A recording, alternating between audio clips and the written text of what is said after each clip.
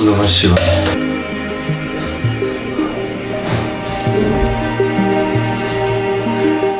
दोस्तों मेरे पापा के वीडियो को पूरा देखा करो वरना आपको मज़ा नहीं आएगा। वीडियो पूरा देखा करो, सही बात है, क्योंकि वीडियो में हमेशा ना जो मेन बात होती है ना, तो जो स्टोरी होती है, जो कहानी होती है, वो एंड में होती है, समझ गए। वो लोगों कहानी नहीं सुने तो मतलब ही क्या फिर, सही है ना। किसी का देख चलो। आज स्कूल है ना आपका? स्कूल है आज, ठीक है। रनिंग कर ली? कितने राउंड किए?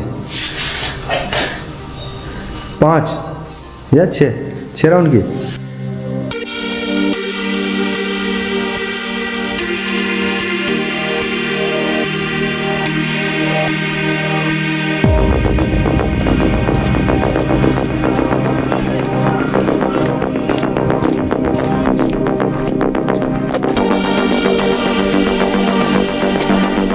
तो दोस्तों आज रनिंग करेंगे, थोड़ा थोड़ा बीच में रेस्ट देता हूँ मैं घुटने को, और ये ठीक रहेगा। 2 दिन 3 दिन रनिंग कर लो, फिर 2-3 दिन इसको रेस्ट दे दो, क्योंकि थोड़ा पेन करता है। चलो रनिंग कर लेते हैं, मज़ा आएगा काफ़ी।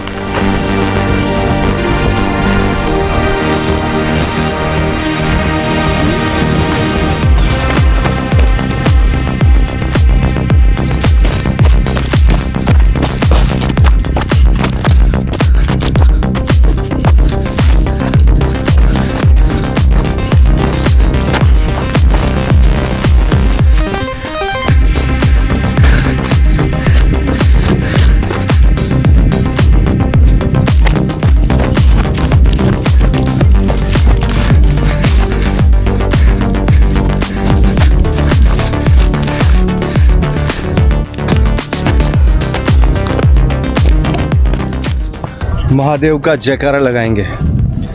महादेव, शंभुनाथ, भोलेनाथ, हर हर महादेव, चंद्रमौली आपकी जय हो, पिनाकी साई आपकी जय हो, बाबा भोले भंडारी आपकी जय हो। महादेव, नमः पार्वती पते, हर हर महादेव, जय जय शिव शंभो, जय भवानी।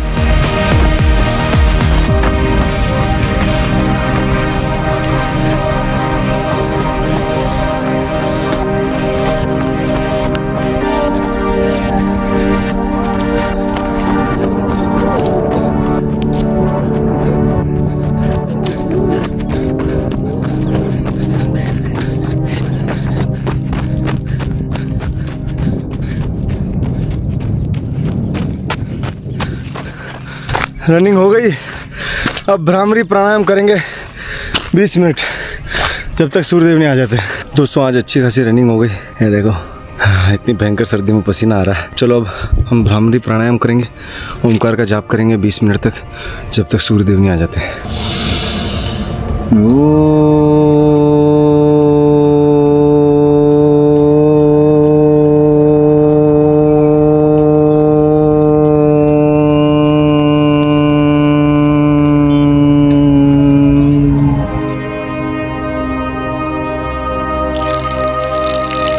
ओम सूर्यदेवाय नमः। मित्रों सूर्यदेव को हमने जल अर्पण कर दिया। अब हम 30 मिनट आज्ञा चक्र पर बैठेंगे, बिल्कुल निश्चल भाव में, आंख बंद करके यहाँ पे देखेंगे और अपने श्वास के प्रति होशपूर्ण रहेंगे।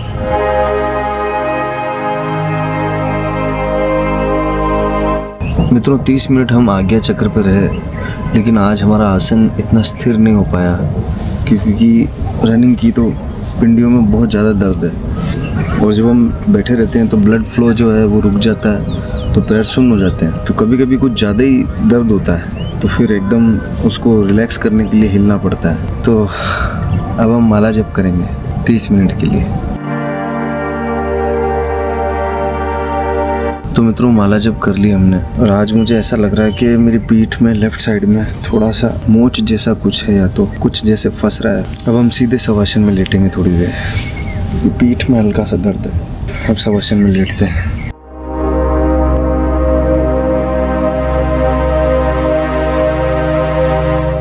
मित्रों, परमहंस योगानंद की योगी कथामृत के कल जिस अध्याय को हमने पढ़ा था, जिसका नाम था हिमालय में महल का सृजन, उसमें से एक हिस्सा जो बहुत इंपॉर्टेंट था वो मैं कल नहीं पढ़ पाया क्योंकि वीडियो वैसे बहुत लंबा हो गया था। तो वो मैं आज आपको पढ़ के बताता हूँ। जब लाहिड़ी माशी अपने गुरुदेव महाअवतार बाबा से विदा ले रहे थे तो उनका हृदय बहुत ऐसे हो रहा था कि यार मैं नहीं जाना चाहता हूँ, मैं तो आपके पास ही रहना चाहता हूँ, लेकिन अब गुरु का आदेश है तो जाना पड़ेगा। तो महाअवतार बाबा ने क्या कहा ये देखो।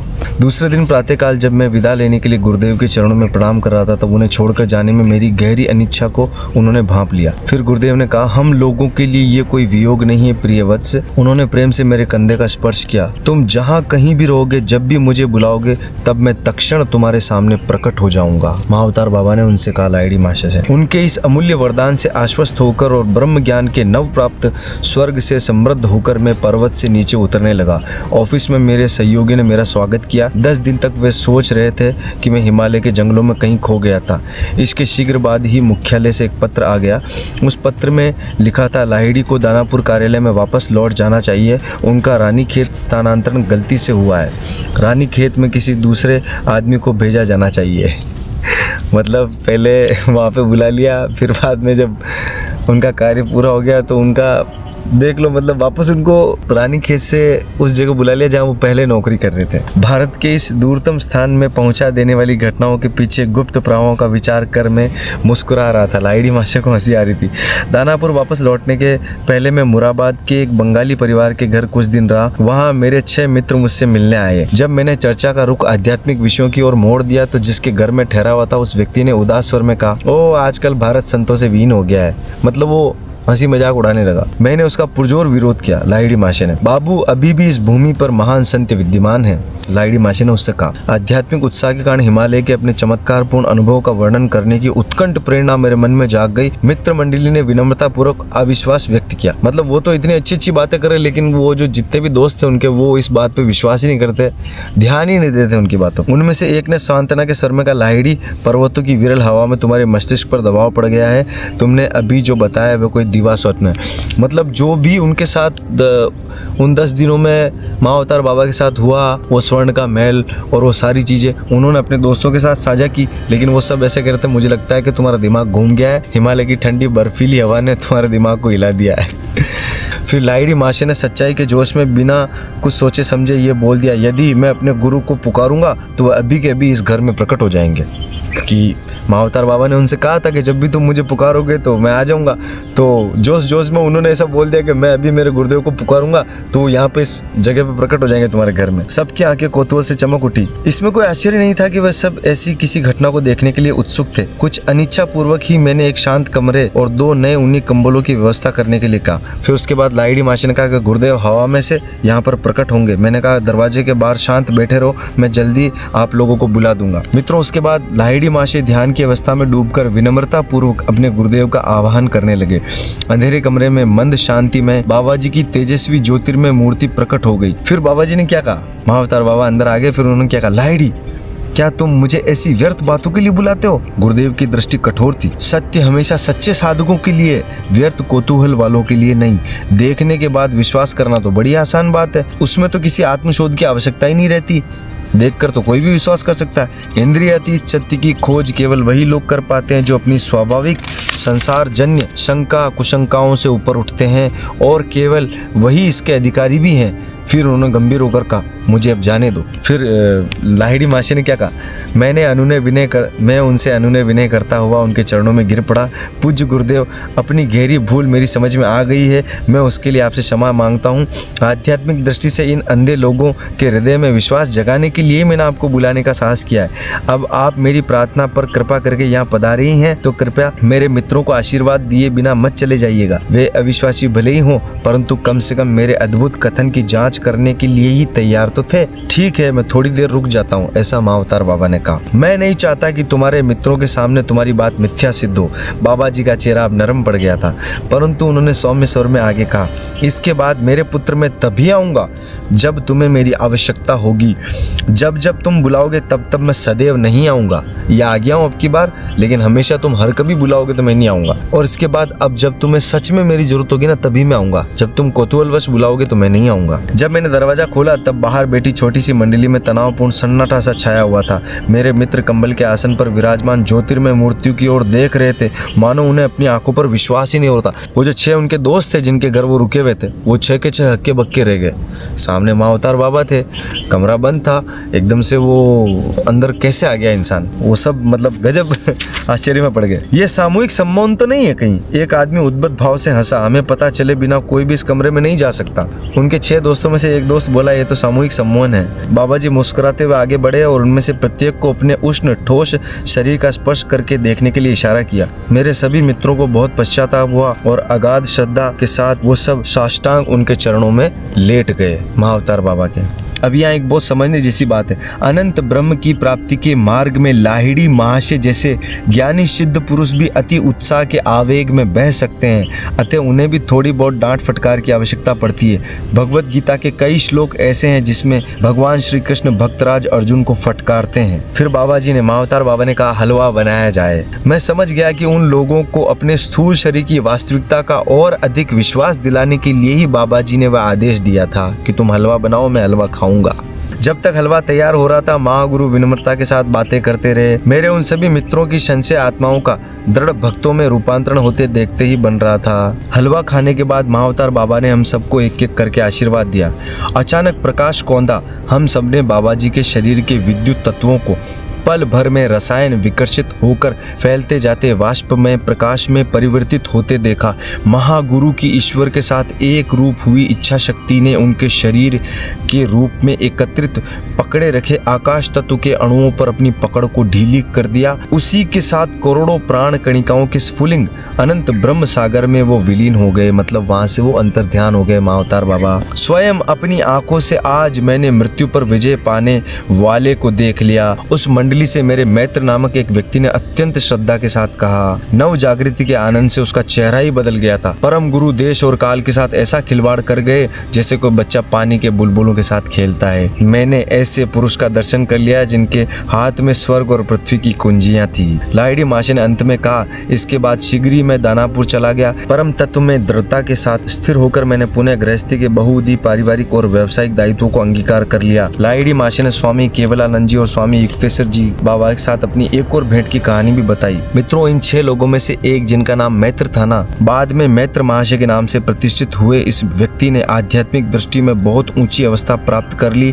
हाई स्कूल से पास हो जाने के थोड़े दिन बाद मेरी मैत्र महाशय से भेंट हुई। लाहिड़ी महाशय कह रहे हैं, मेरी मैत्र महाशय से भेंट हुई थी जब मैं वाराणसी के महामंडल आश्रम में रह रहा था। तब वे वहाँ पधारे थे। तब उन्होंने मुझे मुरादाबाद के उस मंडली के सामने बाबा जी के प्रकट होने की घटना सुनाई थी। फिर उन्होंने कहा, उस चमत्कार के कारण मैं लाहिड़ी महाशय का आजीवन शिष्य बन गया। उन 6 लोगों में से एक जो मैत्र नाम का व्यक्ति था, वो लाहिड़ी महाशय का आजीवन शिष्य बन गया। मित्रों, इसके बाद लाहिड़ी महाशय ने केवलानंद जी को और युक्तेश्वर गिरी जी को महाअवतार बाबा की एक और कहानी बताई जो बहुत ही अद्भुत है। वो भी सुनो, पढ़ के बता रहा हूँ मैं आपको। यह घटना इलाहाबाद के कुंभ मेले की थी। लाहिड़ी महाशय ने अपने शिष्यों को बताया था। ऑफिस के थोड़े दिन की छुट्टियों में मैं वहाँ गया था। कुंभ मेले में सम्मिलित होने के लिए दूर दूर से आए साधु सन्यासियों के बीच में घूम रहा था। तभी मेरी दृष्टि भस्म रमाए हाथ में भिक्षा पात्र लिए एक साधु पर पड़ी। परंतु मेरे मन में विचार उठा कि वह साधु पाखंडी है, जिसने वैराग्य के बाह्य चिन्ह तो धारण कर रखे हैं, पर अंतर में उन चिन्हों का उससे कोई संबंध नहीं है। ऐसा उनके मन में उस साधु को देखकर विचार आया। इस साधु को देखकर जैसे ही मैं थोड़ा आगे बढ़ा, मेरी विस्मत दृष्टि बाबा जी पर पड़ी। वे एक जटाधारी सन्यासी के आगे नतमस्तक थे। कौन? महाअवतार बाबा। गुरुजी, मैं क्षण भर में उनके पास पहुंच गया। प्रभु, आप यहाँ क्या कर रहे हैं? फिर महाअवतार बाबा ने क्या कहा, मैं इस सन्यासी का पद प्रक्षालन कर रहा हूँ और फिर मैं इनके खाने पकाने के बर्तन मांजूंगा। बाबा जी मेरी ओर देखकर किसी नन्हे शिशु की तरह मुस्कुराए और फिर लाहिड़ी महाशय समझ गए कि वह मुझे सूचित कर रहे थे कि मैं कभी किसी की आलोचना ना करूं, बल्कि सभी देह मंदिरों में समान रूप से वास करने वाले ईश्वर को देखूं। वह देह का मंदिर चाहे उच्च व्यक्ति का हो या किसी छोटे व्यक्ति का। और फिर उसके बाद परम गुरु महाअवतार बाबा ने कहा, ज्ञानी अज्ञानी साधुओं की सेवा करके मैं उस सबसे बड़े सद्गुण को सीख रहा हूँ जो ईश्वर को अन्य सभी सद्गुणों से अधिक प्रिय है, वो है विनम्रता। मित्रों, विनम्रता के ऊपर बाइबल का एक वचन यहाँ उद्धृत किया गया है। मित्रों, विनम्रता कितनी बड़ी बात है उसको लेकर बाइबल का एक वचन यहाँ पर उद्धृत किया गया है, जो मैं पढ़ के बताता हूँ। स्वर्ग और पृथ्वी की सब बातों को देखने के लिए विनम्र बनो। जो कोई अपने आप को बड़ा बनाएगा उसे छोटा कर दिया जाएगा, और जो कोई अपने आप को छोटा बनाएगा उसे बड़ा कर दिया जाएगा। कितनी सिंपल लेकिन कितनी गहरी बात है। ये हमारे स्वयं के अहंकार के लिए कहा गया है। जो इंसान अपने अहंकार को बड़ा करके पुष्ट करेगा वो हमेशा छोटा कर दिया जाएगा, और जो झुककर समर्पित होकर विनम्र होकर अपने आप को छोटा बनाएगा उसको विशाल कर दिया जाएगा। तो मित्रों, ये था जो उस अध्याय में से बाकी था, जो मैं कल पढ़ नहीं पाया क्योंकि चैप्टर 18 पेज का था, 17-18 पेज का। तो आज ये कंप्लीट हो गया है। अब इसके बाद हम अगले चैप्टर पर पहुँचेंगे कल। तो सभी को मेरा प्रणाम। जय जय श्री शंभू। मिलते हैं अगले ब्लॉग में।